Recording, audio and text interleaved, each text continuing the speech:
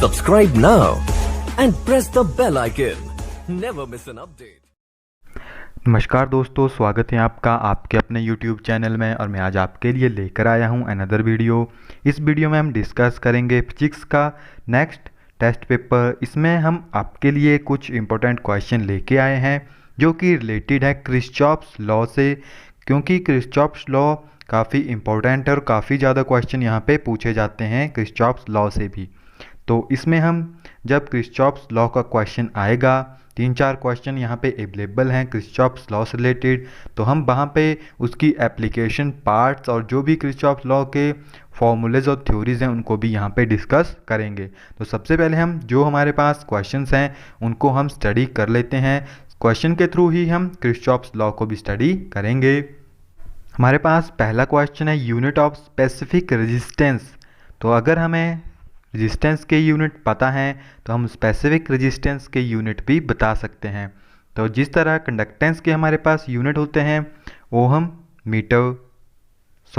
Inverse होते हैं हमारे पास कंडक्टेंस के। स्पेसिफिक कंडक्टेंस के यानी कंडक्टिविटी के हमारे पास ओहम इनवर्स मीटर इनवर्स होते हैं। उसी तरह स्पेसिफिक रेजिस्टेंस यानी रेजिस्टेंस के हमारे पास ओहम होंगे और स्पेसिफिक रेजिस्टेंस के हमारे पास ओहम मीटर होंगे। तो ऑप्शन नंबर सी जो है इसका राइट आंसर है। स्पेसिफिक रेजिस्टेंस के यूनिट होते हैं हमारे पास ओहम मीटर। बढ़ते हैं नेक्स्ट क्वेश्चन की तरफ। तो नेक्स्ट क्वेश्चन है हमारे पास किर्चॉफ्स लॉ से रिलेटेड। तो आइए सबसे पहले इस क्वेश्चन को करने से पहले हम थोड़ा सा जान लेते हैं कि एक्चुअल में किर्चॉफ्स लॉ होता क्या है। तो आइए सबसे पहले किर्चॉफ्स लॉ के बारे में जान लेते हैं। तो हमारे पास किर्चॉफ्स के 2 लॉज हैं। जो फर्स्ट लॉ है वो हमें बताता है sum of all the algebraical sum of current is equal to 0, यानी आई की वैल्यू जो है वो 0 होगी। और इसकी डेफिनेशन होती है हमारे पास the algebraical sum of all the current entering any point और junction must be equal to the sum of all the current leaving that point. यानी जितना भी करंट, मान लीजिए आपके पास जितना करंट अंदर आ रहा है और जितना करंट जो है वो बाहर को जा रहा है, अगर आप उसका टोटल सम करेंगे, इसको आप चाहे I1, I2, I3, I4, I5 मान लीजिए, तो इनका जो टोटल सम होगा वो होगा 0। जो भी करंट अंदर की तरफ आ रहा है उसे हम पॉजिटिव में लेते हैं, जो भी करंट बाहर की तरफ जा रहा है उसे हम नेगेटिव में लेते हैं। जैसे कि फॉर एग्ज़ाम्पल मान लीजिए यहाँ पे जो सेंटर O है और ये करंट अंदर आ रहा है, इट मीन I1 होगा ये, तो ये उसकी वैल्यू पॉजिटिव होगी। यहाँ से करंट बाहर जा रहा है, इसे I2 मान लीजिए, तो -I2। इस तरह से जो टोटल सम होता है हमारे पास वो आता है हमारे पास 0। तो ये है हमारे पास किर्चॉफ्स फर्स्ट लॉ। और इस लॉ को कहा जाता है हमारे पास law of constant of charge या लॉ ऑफ चार्ज भी इसे कहा जाता है। इसे केवल लॉ ऑफ चार्ज ही कहा जाता है, not a constant, law of charge. और इसे law of conservation of charge भी कहा जाता है। तो आई होप कि आपको ये अंडरस्टैंड हो गया होगा। तो यहाँ से हमसे पूछा गया है कि Kirchhoff's first law of electricity is according which of the law of conservation of, कि यहाँ पे कंजर्व्ड क्या रहेगा हमारे पास। तो मैंने अभी आपको बताया कि इसे law of conservation of charge भी कहा जाता है। तो ऑप्शन सी जो है इसका राइट आंसर होगा। यहाँ पे हमारे पास सेकंड लॉ भी है। तो सेकंड लॉ जो है हमारे पास उसे हम वोल्टेज के रूप में लेते हैं। फर्स्ट लॉ को हमने करंट के रूप में लिया था, सेकंड लॉ को हम वोल्टेज के रूप में लेते हैं। और इसका जो हमारे पास फॉर्मूला बनता है वो बनता है summation E plus summation delta V is equal to 0। और इसे वोल्टेज लॉ भी कहा जाता है और इसे लूप लॉ भी कहा जाता है। ये 2 टाइप हैं जो इसे कहा जाता है। पेपर में कुछ भी पूछा जा सकता है कि लूप लॉ कौन से लॉ को कहा जाता है, तो आपका जो राइट आंसर होगा वो होगा किर्चॉफ्स सेकंड लॉ। तो यहाँ पे इसकी डेफिनेशन हमारे पास आएगी the algebraic sum of all voltage. यहाँ पे एल्जेब्रिकल सम होगा वोल्टेज का। पीछे हमारे पास सम था करंट का, एंड यहाँ पे सम आ गया हमारे पास वोल्टेज का, and potential difference across all the element. ये हमारे पास आ गया सबसे पहले वोल्टेज। नेक्स्ट आ गए हमारे पास change in potential difference across all the element and EMF of all the source in close circuit. अब लिमिटेशन है थोड़ी सी इनकी कि जो हमारे पास किरचॉफ फर्स्ट लॉ है वो ओपन सर्किट में भी काम कर सकता है, क्लोज में भी, मगर जो सेकंड लॉ है हमारे पास वो केवल काम करेगा इन ओ क्लोज सर्किट। तो यही है, और जो सेकंड लॉ है उसे कहा जाता है conservation of energy not charges. First law को कंजर्वेशन ऑफ चार्जेस कहा जाता है, सेकंड लॉ को कंजर्वेशन ऑफ एनर्जी कहा जाता है। तो आइए बढ़ते हैं नेक्स्ट क्वेश्चन की तरफ। नेक्स्ट हमारे पास Kirchhoff's voltage law is in accordance with the law of conservation of. तो मैंने अभी आपको पूरा का पूरा क्लियर करके बताया है। सेकंड लॉ वोल्टेज लॉ यानी सेकंड लॉ, उसके अकॉर्डिंग इसे कहा जाता है law of conservation of energy. तो बी जो है इसका राइट आंसर है हमारे पास।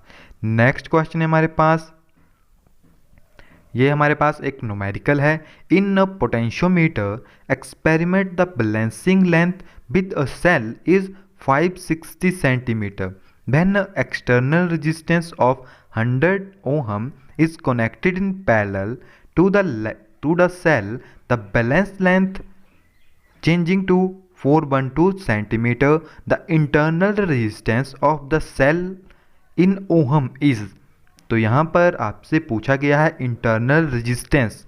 तो इंटरनल रेजिस्टेंस के लिए आपके पास फार्मूला होता है L1 L2 -1 अपॉन R। तो ये जो है हमारे पास यहाँ पे फार्मूला है कि उसकी इंटरनल रेजिस्टेंस कितनी होगी अगर हमारे पास सारी की सारी वैल्यू दी गई है। तो यहाँ पर जो आपके पास R है यानी एक्सटर्नल रेजिस्टेंस वो है आपके पास 100 ओहम, और जो आपके पास यहाँ पे फर्स्ट लेंथ दी गई है L1 वो है आपके पास 560, सेकेंड लेंथ आपके पास है 412। तो आप यहाँ पे वैल्यूज़ डालेंगे और हमारे पास जो आंसर बनेगा वो बनेगा 560 upon 412 -1 into 100 is equal to 35.92 ohm. तो ये हमारे पास यहाँ पे राइट आंसर बनेगा। आप इस फॉर्मूले को याद रख लीजिए कि इंटरनल रेजिस्टेंस कैसे निकाली जाती है सेल की। ये क्वेश्चन किसी न किसी स्टेट में आए हैं तो ये काफ़ी इम्पोर्टेंट हैं पेपर के पॉइंट ऑफ व्यू से। नेक्स्ट है हमारे पास specific resistance of a wire depend upon the. अब जो स्पेसिफिक रेजिस्टेंस है वो किसके ऊपर डिपेंड करती है। स्पेसिफिक रेजिस्टेंस जिस टर्म के साथ स्पेसिफिक लगता है इट मीन उसके लिए कुछ कंडीशनें ऑलवेज अप्लाई होती है। फॉर एग्जांपल आपके पास वायर है, इसमें कितना करंट फ्लो करेगा और इसमें कितनी रेजिस्टेंस है। अगर आप रेजिस्टेंस लोगे तो वो पूरी वायर की आपके पास आएगी, मगर जब आपने स्पेसिफिक वर्ड यूज़ कर दिया तो आपके पास स्पेसिफिक होता है कि आपने किसी पर्टिकुलर एरिया की ली है। अब चाहे उसकी लेंथ कितनी भी होगी, मगर स्पेसिफिक में तो आप केवल एक पर्टिकुलर प्लेस की ही लोगे, तो इट मीन कि वो डायमेंशन के ऊपर डिपेंड नहीं करेगी। चाहे उसकी लेंथ आप कितनी भी इंक्रीज कर दो तो वो डायमेंशन के ऊपर जो है इफ़ेक्ट नहीं होता। चाहे उसकी लेंथ बढ़ाई जाए, चाहे डायमीटर बढ़ाया जाए, चाहे उसके आप मास को इंक्रीज़ करेंगे, क्योंकि हम पार्टिकुल स्पेस को ही लेते हैं, क्योंकि वहाँ पे पार्टिकुलर जो भी कंडीशन लगी होगी वो हर टाइम सेम रहेगी। तो इट मीन कि वो डिपेंड करता है मटेरियल के ऊपर, क्योंकि अगर आपने आयरन लिया उसकी जगह आपने सिल्वर ले लिया, मटेरियल चेंज हो गया तो उसकी स्पेसिफिक रेजिस्टेंस भी चेंज हो जाएगी। तो इसका जो राइट आंसर है आपके पास वो है ऑप्शन नंबर डी। नेक्स्ट है हमारे पास in the temperature of conductor increases its conductivity, कि अगर टेम्परेचर इंक्रीज करेंगे तो जो कंडक्टिविटी है उसके ऊपर क्या इफेक्ट पड़ेगा। तो हमारे पास टर्म होती है कि जो कंडक्टिविटी होती है वो इन्वर्सली प्रोपोर्शनल होती है। रेजिस्टेंस जो है डायरेक्टली प्रोपोर्शनल है, कंडक्टिविटी जो है वो इन्वर्सली प्रोपोर्शनल है। अगर टेम्परेचर इंक्रीज हो रहा है इट मीन कंडक्टिविटी जो है वो डिक्रीज करेगी। तो तो ऑप्शन बी जो है इसका राइट आंसर है। नेक्स्ट क्वेश्चन है हमारे पास, in the length of potentiometer wire is increase, कि लेंथ जो है पोटेंशियोमीटर की वायर की उसे इंक्रीज किया गया, the balance point will be obtain at, अब हमें जो भी बैलेंस पॉइंट मिलेगा उसके ऊपर उसका क्या इफेक्ट पड़ेगा। अगर आप पोटेंशियोमीटर देखोगे तो जो लेंथ है अगर वो इंक्रीज करती है तो उसका जो हमारे पास बैलेंस आता है वो भी ज़्यादा ही आता है, यानी हमारे पास जो ऑप्शन नंबर बी है वो इसका राइट आंसर है, लार्जर लेंथ। तो इसका जो राइट आंसर है वो है option number B. Next question है हमारे पास, when length of a metal wire is double and the area of cross section is reduced to half, its resistance become, अब यहाँ पे आपके पास एक वायर है जिसकी लेंथ को डबल किया गया है मगर जो उसका एरिया ऑफ क्रॉस सेक्शन था उसे हाफ कर दिया गया है, तो क्या इफेक्ट पड़ेगा उसकी रेजिस्टेंस के ऊपर। तो हमारे पास एक फॉर्मूला होता है यहाँ पे, rho is equal to R A upon L and this will be equal to R is equal to, इसे जब हमने रीअरेंज किया तो आर की वैल्यू यानी जो रेजिस्टेंस है हमारे पास इसकी वैल्यू हम यहाँ से निकाल सकते हैं, R is equal to rho L upon A. अब यहाँ पे जो भी क्वेश्चन है हमारे पास, जैसे कि length of the wire is double, तो एल की वैल्यू हमारे पास 2L हो गई, यहाँ पे हम वैल्यूज़ पुट भी कर लेते हैं। आर जो यहाँ पे है R is equal to rho 2L और जो उसका एरिया है उसे हमने कम कर दिया कितना,